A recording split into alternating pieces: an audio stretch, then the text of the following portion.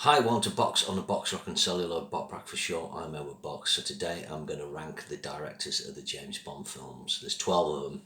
So the James Bond films are not atypical in a lot of franchises where they hire a competent professional rather than an auteur filmmaker. I think what's interesting with the Bond films is the filmmakers often hire are kind of real journeymen.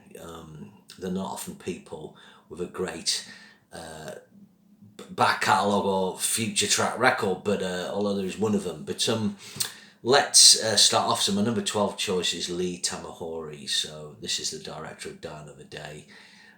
He's a one Bond wonder. Well, perhaps not. So he did a film called Once Were Warriors, which I saw as a New Zealand indie film, really good, really powerful. But he went to Hollywood, he did a couple of films, Mulholland Falls, Along Came a Spider. Then he got hired for the Bond, and I was like, and then, of course, Die Another Day is absolutely one of the worst Bonds. His contribution is, to me, he uses speed ramping and editing, where the camera kind of goes quickly and they cut into it and it speeds up, which is very much taken from Jerry Bruckheimer productions of the day. The special effects, I mean, obviously, yeah, the producers are responsible for that and effects people, but he really should have put his foot down and gone, look, these are fucking shit. I actually don't mind his London Calling cue that he sticks in. But he's trying to make a Lewis Gilbert Bond, but he just doesn't pull it off, and his career pretty much disappeared after this. I think he's directed something, but I can't remember what. So he's number 12. Number 11 is Mark Forster. Mark Forster's actually a pretty good filmmaker with an interesting varied CV, including World War Z, a movie I quite like. Unfortunately, Quantum of Solace, they had the writer's strike. Although he's a writer-director, he was given permission with Daniel Craig to work on the script, but this didn't seem to help. There are some touches he brings to it I like. I think I like it when they go to a different location and it has the name of the location kind of on the ground, kind of thing. That's something different. There's also a scene depicted in the rain outside the traitors. Living Quarters, I think it's quite interesting having rain in a Bond film. There'd never been rain in a Bond film before, briefly in Secret Service. So I like that. The fight, the chase over the rooftop and the Daniel Craig dangling and spinning a loads of little CGI. But I think the problem is the second unit direction, Dan Bradley. They've got the guy from The Bourne. They're using his choppy editing style. And it just doesn't pan out. I think having these Fields character doused in oil is just really cheap. There's some good characters. Good to see Mathis when he dies. General Magrano's a more interesting villain than the main villain, Dominic Green. But overall, this couldn't be salvaged. I'm sure with better scripts, Forster would have done a good job, I think. But he's number 11. Number 10 is Michael Apted. Now, he's a filmmaker prior to The World Is Not Enough, with a varied and good career. Decent bloke. I just feel he's too much the kind of actor's director. He's got no clue what he's doing with action, so it's all given over to the action unit, the second unit. And the action's just really drab in this film, and it just doesn't connect very well with the main drama. The bit with the flying, paragliding, hovercraft things is fucking lame. The skiing sequence, I mean, I was really excited at the time. It's a new skiing sequence, but it's shite. There's some bad technical work. He should have put his foot down with the casting of Denise Richards. It's not her fault she got cast. It's not her fault she's called Christmas Jones. They should have just cast an older actress and been more sensible, because the tone of the film's quite serious. Maybe Pierce is possibly his best performance as Bond, I don't know. But really, he's just got no background in action, and the film is actually quite boring. Number 9 is Kerry Joy Fukunaga. I'm just looking over there to my notes. Obviously, it's a weird one, he's the guy who killed James Bond. How responsible he was for that, or whether it goes back to Danny Boyle or Daniel Craig or Barbara Broccoli, I don't know. I do think he handles some scenes really good. I think the pre-credit sequence is really good, and when they go to the top place in Italy, although the pre-credit sequence is long, it's good, the acting's good. He's getting more out of the Madeline character, Lea Seydoux. I like the sequence immediately after the credit sequence where they rob and attack the office block building with the scientists in. That's really well done, quite Mission Impossibly, really cool. The Norway sequence is good. The actual climax, the garden, poison garden. I really like the set of that. I like the way it's handled. It's a good long take when he's going up the stairs. Daniel, obviously, but his character things like the Safin character, he never gets to grips with that. Again, it's the director's job to maybe go, look, we need to get this better. But the weird thing with this film is the tonal sort of element of it. You've got this other Bond film in the middle of this film, and it's a Cuba sequence. Daniel Craig goes to Cuba, Spectre's having a party, which, the more I think about it, it's like the Spectre works do. They should never have a party, things always go wrong. But, he meets the Paloma character played by Ana de Armas, and it's very light and frothy. She looks great. There's real great chemistry. And you get a sense of this other Daniel Craig film that could have happened where Daniel Craig's having a good time. He's not being grumpy. He's come out of retirement, a bit like Connery in Diamonds Are Forever. He's having fun. And then Felix Leiter dies, and then it goes on with that. But I do think it looks great. Cinematographer Linus Sandgren, Funkenauer had some chops in there, and he does a pretty good job. Next choice is John Glenn, the guy who did 5 Bond films on the trot. I feel by this point, Glenn had come up through the ranks, editing, shooting second unit, and so on. Broccoli was probably right, I can't be bothered looking for a directors, and he was pretty lucky to do 5 films. It's a mixed bag, so it starts off with For Your Eyes Only, attempt to get back to basics and grittier Bond. Roger's really good in this, and I think John Glenn's correct in having him kick the Locke character off the cliff. Roger Moore didn't want to do that. He said my Bond wouldn't do that. But by the time of that age, I think it was spot on. I think Roger's really good in that scene. Where he comes unglued is sometimes the action scenes aren't memorable. He doesn't get enough out of the villains. But he has this tonal sandwich where you've got this serious spy thriller in the middle, and it's got a slightly silly pre-credit sequence, or I'd Keep Your Hair On, and then Margaret Thatcher at the end. And as time goes on, the Margaret Thatcher, I tell you, that will come back. It's already haunting them, but I tell you, in years to come, it will fucking haunt them. Margaret Thatcher is a global figure, but people who don't live in the UK won't realise that a lot of people hated her and still hate her. Although she got a majority election, she never had an overall majority. The only people to do that was the Attlee government of 1951, 1945, sort of 51%. Anyway, enough politics. Then on to Octopussy again. This is better music. Roger's having fun. He's got a good performance for him. Great cast. He does really well with a lot of sequences. Again, there's a few tonal elements here. Having Roger dressed as a clown, having him in a gorilla outfit. Then the other issue is the sit bit, hiss off. I just wish it didn't have those bits in, because it's quite a gritty, action-packed spy thriller with some good fun in it. But I do think Octopussy is a film that's, it got forgotten about, and it is a lot of fun. There's a lot of fans have a soft spot for Octopussy, and I do as well. Then you got A View to a Kill, probably one of the worst Bond films, and probably just a Bond film for the sake of it. The direction's pretty poor in this. It's got a poor pre-credit sequence. The credits aren't very interesting, apart from the song's good. Christopher Walken and Grace Jones are great, and Patrick Macnee, and they're well cast, but Roger was far too old, and maybe John Glenn, if he had more influence, could have said, look, we've got to get a different Bond. But it's just, you got that bit of the fire engine, it's pretty bland. The airship bit's bland, massacring the people at the mine sequence. There's only no sequences stand out in this film apart from when he goes to the chateau. It's a Bond film because it was time to make a Bond film. They really should have given it a rest. So surprisingly enough, he gets to keep his job, because this is a low grosser, and it's still one of the lowest grossing Bond films after inflation. And he gets the living daylights in the job of introducing Timothy Dalton, of course, who's supposed to be Pierce Brosnan, who's more in the Roger mould. But I think Glenn does a mostly good job with this. Great pre-credit sequence, really good pacing, excellent interplay with the Kara character, brilliant action at the end of the fight with Necros.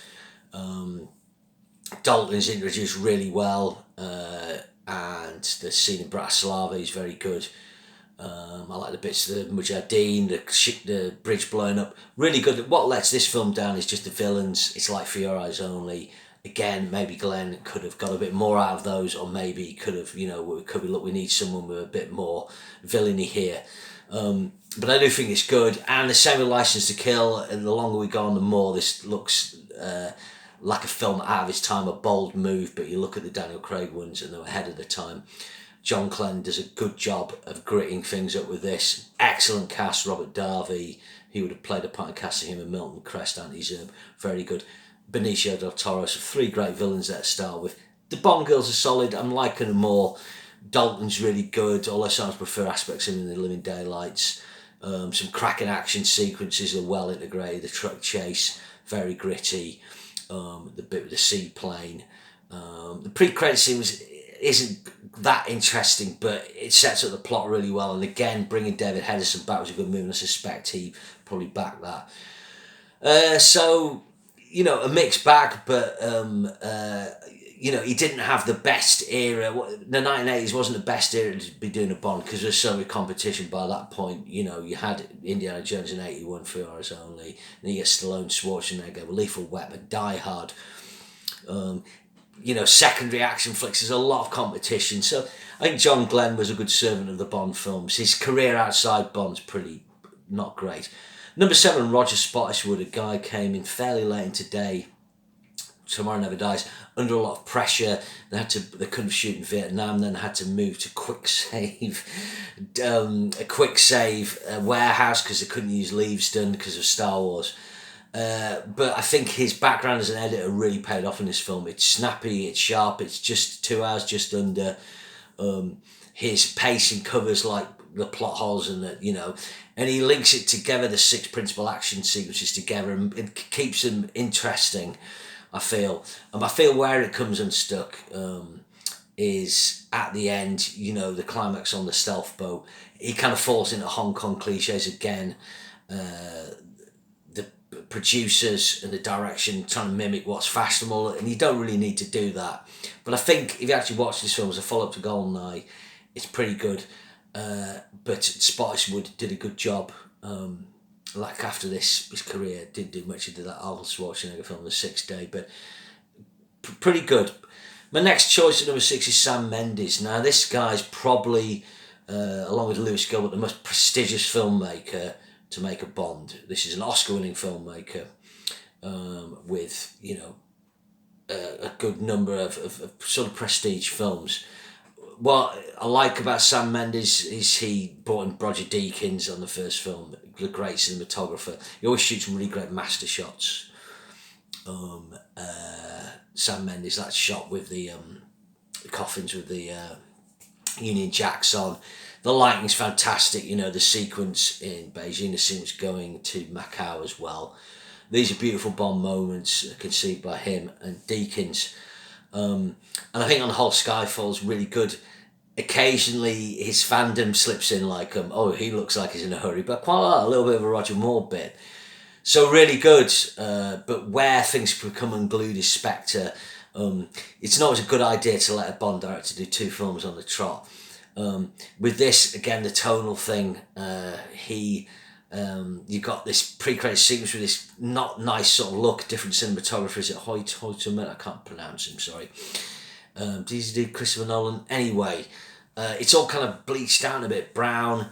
And you've got this tracking shot, which is really cool, but it kind of draws attention to the director, and Bond films should be about the Bond team and not the director, I feel.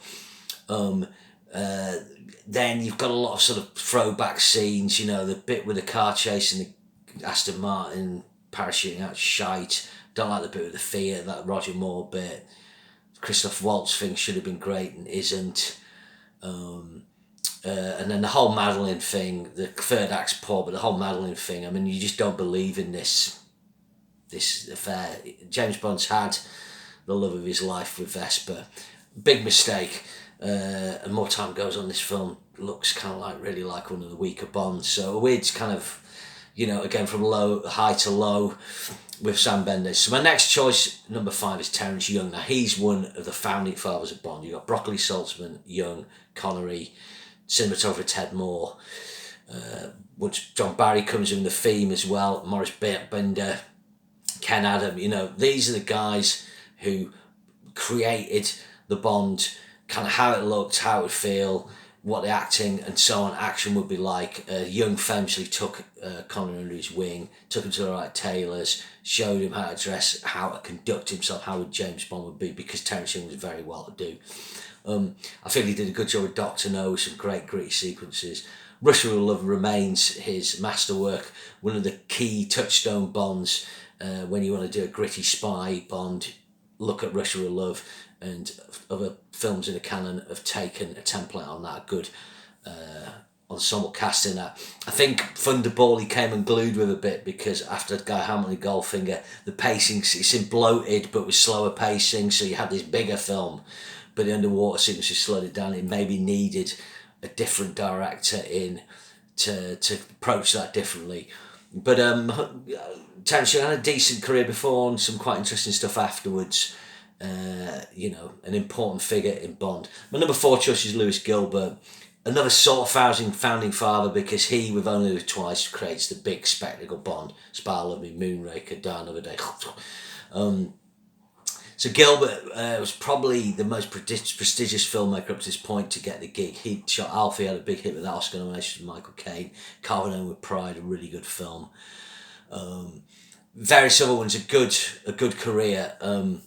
I think his mistake with You Only Live Twice is not Gene Connery up. I think obviously Connery probably, is establishing the role, and maybe Gilbert felt like, I should just leave Sean to it, he knows what he's doing. But Connery does feel a bit flat, and maybe Lewis could have taken him to the side and just gone, look, Sean, if this is going to be the last one, come on, let's go out on a high and get you G'd up, get you hitting the gym a bit. But then he does the Spy Love Me because basically it's copying the Only Live Twice plot, and he kind of gets to remake it with Roger, and Roger of course gives his best performance as Bond and one of the great Bond performances, and he gets it spot on. There's some dodgy technical work at times, and it's a shame Kurt Jurgens wasn't better. Some other people have said he just seems to sit down. But other than that, Jaws, great. Spy Love Me, one of the all-time great Bonds. And a big part of that is Lewis Gilbert's marshalling of the whole spectacle. Then he does Moonraker, which again, like Mendes and Young, he kind of comes unglued with a bit, but it's got pretty good technical work. Roger's really good in it, and there's a lot of good sequences at the time when you were at my age of 6 or 7. You loved Moonraker. Looking at it now, the double take prison, you can see the issues, but that's a big movie. So to my number 3 choice, now this is a difficult one because this guy only made one Bond film as well at a time when Bond directors typically got more. Why he didn't get another one, probably because his film was seen as a bit of a failure at the time. Of course, it's Peter Hunt with Her Majesty's Secret Service. Hunt was the editor. He put in all the kind of jumpy editing, progressed edits. He's kind of at it again with Secret Service. You can see his sort of influence. But what I love about this film is the fight scenes, just going for the proper physicality with the sound. Bringing in Michael Reed as a cinematographer and getting this different look for a Bond film. Making sure really, probably inspiring everyone to kind of up their game. Maurice Binder with a fantastic credit sequence, and John Barry with his best ever score. Bringing in Diana Rigg. And yeah, I think he was probably a little bit... I don't want to use the word arrogant to think that he could get a performance out of Lazenby. He succeeds on a certain level, but I don't think a more experienced director might have done better, but I think there's always going to be issues with Lazenby, and maybe he should have, maybe they really should have looked to cast someone who was an actor. But it is what it is. But I do think he does a bang up job. It's one of the best action films ever made on Her Majesty's Secret Service, and someone like Christopher Nolan, it's one of his favourite films. So my number 2 choice is Guy Hamilton. Guy Hamilton really benefited from the work Terence Young did. Terence Young did all the gritty stuff. He started to inject the humour, and then Guy Hamilton could come in and go, right, I just need to keep all that and just bring up this lightness. Again, a director who had a pretty good career before, and afterwards he did the Battle of Britain and so on. Force 10 from Navarone. But yeah, Goldfinger's absolute masterpiece, classic. Then there's this big gap and he comes back for Diamonds, which I like. I mean, the climax is, yeah, he should have thought about that. He should have done more with that with the script with Tom Mankiewicz, or they should have tried to make it more exciting. But I think he's the right guy for the fun in the Tom Mankiewicz script, the surrealism, the lightness of Connery's performance is on a lot of fun. Mr. Winter, Mr. Kidd, it works really well. And of course, in The Live and Let Die, introducing Roger, it's got great action sequences, really memorable villains, some interesting stuff. And although he probably gets knocked for The Man with the Golden Gun, there's still a lot of stuff I like in that. Scaramanga's excellent, the Golden Gun, the locations, some of the stunt work. Absolutely my second favourite Bond director, and my number one is probably no surprise, it's Martin Campbell, a guy who's introduced two James Bonds, probably the Bond director who's the most expert at action scenes, but understands that he shouldn't be influenced by trends and recognises how he can take the traditional Bond action and just up the tempo and just get it just right. So in GoldenEye, you've just got the opening pre-credit scenes, amazing action, introducing Brosnan perfectly. Isabel Scorupco, Famke Janssen doing great work with them. Sean Bean as well. Tank chase, amazing. Climax, although there's a lot of green screen, it's still really good, that fight. I can get past that because a lot of the stunt work's really gritty. And then you got your little mini action bits. The shootout before the tank scene's really good. Just really good. I remember going to see a film he did called No Escape, which is a B movie, a Ray Liotta film, a bit Mad Max-ish. They're on a prison island, but the action was kind of what I call sensibly handled in that. And there's a cool bit where he falls on a big cliff and then it sort of cuts from multiple angles, a bit like the jump in GoldenEye. So that's what I like about Campbell. When it came to Casino Royale, again, it's sort of that bold move, shooting in black and white, bringing in some of his grit from Edge of Darkness, and then that fantastic free-running sequence, the Miami airport sequence, which kind of gets overlooked. I think where he comes unstuck a little bit in that is kind of making the end more exciting. I always feel the Venice sequence is lacking something in that. But really good drama, it shows his dramatic skills. Outside of James Bond, Campbell, check out The Foreigner, the Jackie Chan, Pierce Brosnan film, that's good. He's doing a lot of kind of B-movie action stuff, but I still think he's got a Bond in him. Edge of Darkness TV show, magnificent, one of the great TV shows of the 80s. And then Vertical Limit, CGI aside, I do quite like that film. A lot of people knock it, but he's had a mixed bag. There was the rubbish superhero film with Ryan Reynolds, Green Lantern. There's various other things.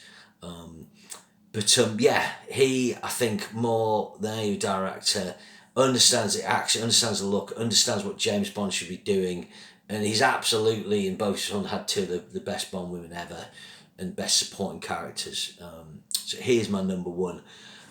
So there we go. Okay, so remember, share and subscribe, and I'll see you again soon. Cheers.